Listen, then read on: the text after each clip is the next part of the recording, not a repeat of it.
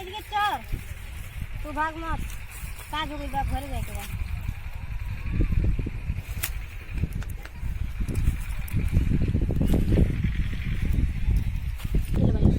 बकरी ते उत्साह बन सके हमरा के ध्यान दे बकरी चराई का कोई चलो देखो ठीक ना हां की हो एगो औरत वाली देखला इनसे बातचीत कर हल जा चला धीमा चला चल तने जीत था बोले हां ये कहीं चल जी मत भैया अरे मरे तो का करबो रास्ता में चला तन जे कहूं मिल के जोने मिल चलो बोला जाई कहूं हमें हां चलो बोला जा कहां मां तड़ सरे नतिया ना मोर के चला ना दी नहीं जा जा पतड़ ना देबू तो दे ना चल ना मार दे ना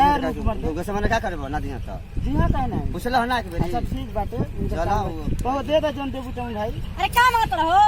का मांगत रहो चल अरे हाउ एगो दे ना द नहीं कर पसंद दिया छोट चल के हम बोली बोल के निकल जाई अन निकल ना पी यहां से बोली हम कौन सामान मांगत रहो हां चल भाई हाउ चल ना दे बता अरे जा जा नतियन के संग लेके कहन कहां के आके ठीक हमरा के परेशान के बड़ दू पैसा ले ना घामा में काम मरल वाली घमा में मर ना हमर सामान बड़ सुन तो दे हम तो कहत नहीं पत्ती हम मान जा दे दा चल अरे जा ना तो चपलवा निकाल दे खोता अरे यार तू का बीच में हमारे के बोल दे करती का ना बोल दे हम घुमल बनी धंधा में तो अपन सौदा ना देखो देबू हो तो जल्दी हम जाई हो बोला भैया के अरे भैया हो भैया भैया का आओ काम हो भैया देखो ई दो गोरा के परेशान के बड़ से हमरा के हमर बकरिया लेके जाता बस अरे हम मांगा तनी और सामान मांगा तनी अरे क्यों बा हो एनी आसपास अरे भैया तो हर का कही हम कौन गलती कहतानी हां भैया का तू का बोलले बन तू पैसा भाड़े लेके जाई हम ए भैया देखो ना हई दू कितना बड़ी बड़ कर हमरा के हमर अरे भैया हम बोली बोलता जा ना भैया बकरी तू के चराव तली हुए कोनी के एगो सुना ऐसा कुछ काम ना करू बात बोलो ना हट गड़बड़ बकरी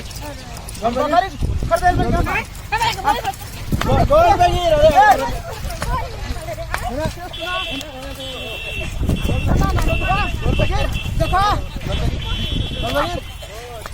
रे तमाम भोजपुरी श्रोता के हाथ जोड़ के नमस्कार प्रणाम करत हई आई हमारे चैनल के नाम है सूर्या भोजपुरी कॉमेडी चैनल के लाइक करो सब्सक्राइब करा कमेंट में जरूर कुछ भेजा देखला ना